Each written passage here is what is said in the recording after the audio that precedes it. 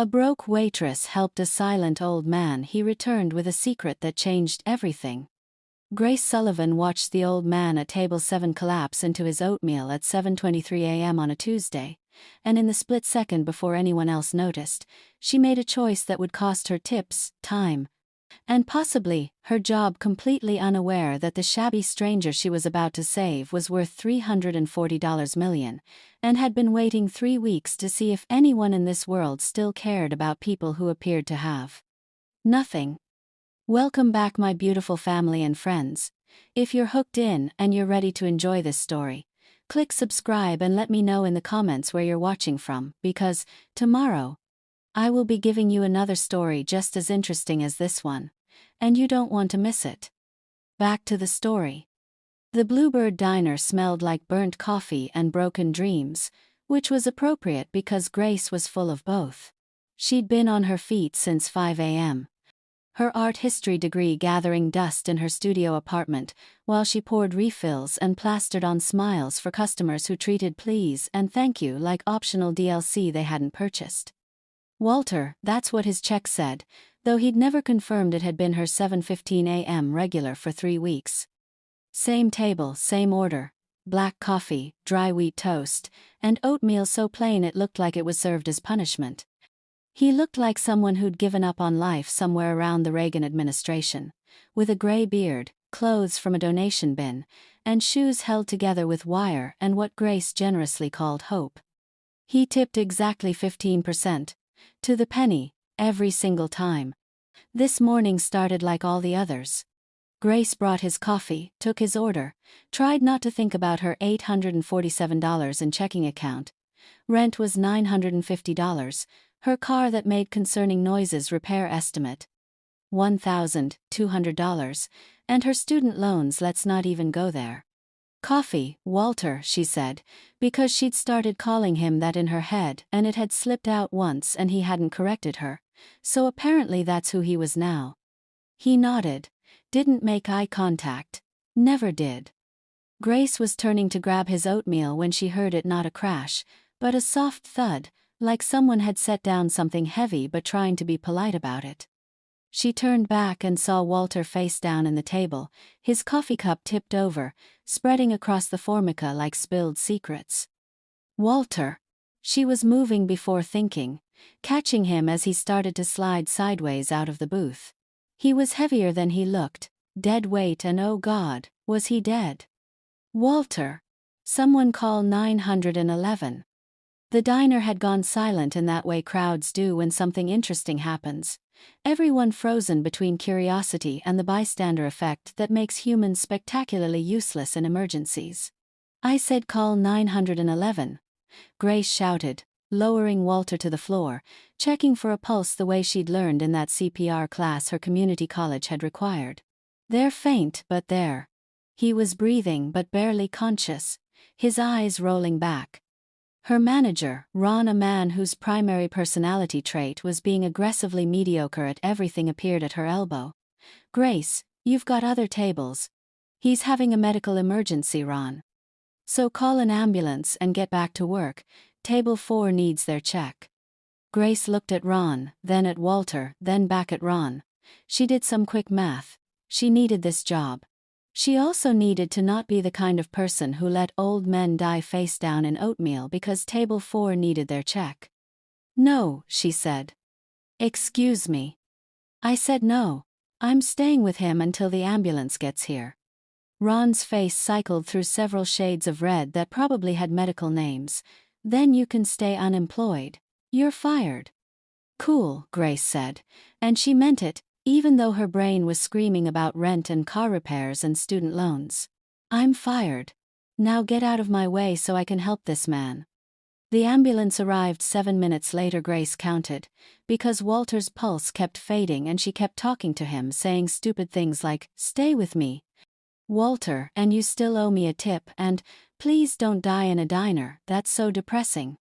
The EMTs loaded him onto a stretcher. Grace stood up, her knees aching, her uniform soaked with spilled coffee, and watched them wheel him away. Ma'am, are you family? One EMT asked. No, I'm his waitress. Then we can't. Portland Medical Center, right? Grace interrupted. I'll meet you there. She didn't know why. Walter wasn't her friend, wasn't her family, wasn't anything except a regular who tipped exactly 15% and never made eye contact. But she'd already been fired for him. She might as well see it through. The hospital waiting room had that specific smell of antiseptic and anxiety. Grace sat in a plastic chair, still wearing her coffee-stained uniform, filling out paperwork with the limited information she had. Walter, approximately 70, ate oatmeal, tipped 15%. Might be dying. 3 hours later, 3 hours, she should have been job hunting or crying or both. A doctor appeared. Are you here for Walter Grimes? Grace stood up too fast, making herself dizzy. Yes, is he okay? He's stable. Severe dehydration, malnutrition, and what appears to be a complete disregard for his own health. We're keeping him overnight. The doctor studied her. You're not family. I'm his waitress. His waitress stayed 3 hours in a hospital waiting room. I got fired anyway, Grace said. Might as well commit to the bit. The doctor smiled slightly. He's asking for you. Room 314. Asterisk asterisk. Have you ever helped someone when it cost you something? When doing the right thing isn't convenient or rewarding? Share your story in the comments. Asterisk asterisk.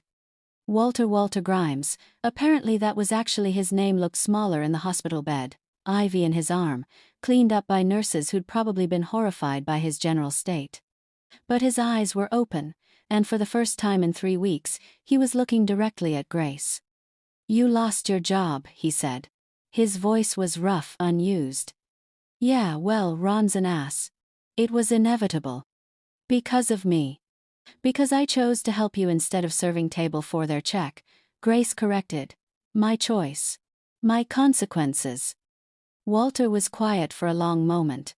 Then, why? Why what? Why help me? I'm nobody. I tip exactly 15%. I've never even said more than 2 words to you. Why lose your job for me?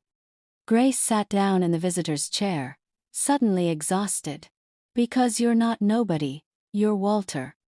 You like your coffee black and your oatmeal plain, and you show up every day at 7:15 exactly. And when you collapse, nobody else moved, they just watched.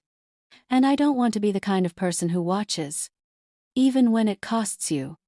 Especially when it costs me. Otherwise, what's the point? She rubbed her face. Look, I don't have a job anymore, I don't have savings. My car sounds like it's dying and my rent is due, and I'm probably going to end up moving back to my mom's place in Ohio, which is basically admitting defeat. But at least I'll move knowing I didn't let some old guy die in a diner because I was worried about tips. Walter made a sound that might have been a laugh or a sob. What's your full name? Grace Sullivan. Why? Grace, Walter repeated. That's appropriate. He reached for something on the bedside table, a wallet, beaten up and held together with a rubber band. From it, he pulled a business card so worn it looked like it had been through a washing machine. My name isn't Walter Grimes, he said. It's Walter Grimshaw. I'm the founder and former CEO of Grimshaw Industries, automotive parts, mostly. Sold to companies you've heard of. Worth about $340 million last time I checked. Grace stared at him. What? My wife died 6 months ago. Evelyn. 47 years. Everything I built was for her, and when she was gone, it all meant nothing. So I left. Grew a beard, put on old clothes. Lived in her childhood home and tried to figure out if anyone still cared about people who looked like they had nothing. He held out the card. You cared. This is insane, Grace said, taking the card with numb fingers. You're telling me you're a secret millionaire who's been testing people? Billionaire, technically. And not testing. Trying to find one person who would do the right thing when there was nothing to gain from it. My lawyer said I was being dramatic. I told him I was being practical. Walter's eyes were wet now. I have money, Grace. So much money it's meaningless. But I don't have time. The doctors tell me I have maybe 2 years if I start taking care of myself, and I don't want to spend those years alone, wondering if anyone would have cared if I'd died in a diner. Grace's throat was tight. Walter, I'm setting up a foundation. Evelyn's foundation. For people like you working hard, underwater, doing their best. I need someone to run it. Someone who understands what it means to be broke and decent at the same time. Someone who'll choose right over easy. He paused. I'd like it to be you. Salary of $95,000, full benefits, and a budget to help people who need it. You'd be helping people like you. People who deserve better than the world's been giving them. Grace couldn't speak, couldn't process. Yesterday she'd been a broke waitress. This morning she'd been fired. Now she was sitting in a hospital room being offered salvation by a man who'd been testing humanity with oatmeal and 15% tips. Why me? She finally managed. Because you stayed, Walter said simply. When it cost you everything, you stayed. That's the only qualification that matters. 6 months later, Evelyn's foundation would be operational, helping service workers with emergency grants, education support, and healthcare access. Grace would run it from an office that didn't smell like burnt coffee, helping hundreds of people who were exactly where she'd been, one bad day away from breaking, one good choice away from hope. Walter would live 18 more months, long enough to see the foundation help its 1,000th person, long enough to become something like family to Grace, who visited him twice a week and learned that wealth meant nothing but kindness meant everything. And the Bluebird Diner, Ron got fired 3 months later for consistently violating labor laws. The new manager had a picture of Grace on the wall with a plaque that read, "She stopped to help, that's the whole job." Sometimes being broke and decent costs you everything. And sometimes, when you're not looking for rewards, the universe pays you back in ways you never imagined, with purpose, with meaning, with a knowledge that choosing right over easy is never the wrong choice, even when it looks like it is. Walter Grimshaw taught Grace that lesson over oatmeal and 15% tips. She spent the rest of her life teaching it to everyone else. Thank you for watching this story to the end. If you enjoyed this story, you will surely love the next one. It's as interesting and even more intriguing as can ever imagine. So do check it out. Click on the image showing on your screen right now to watch the next one.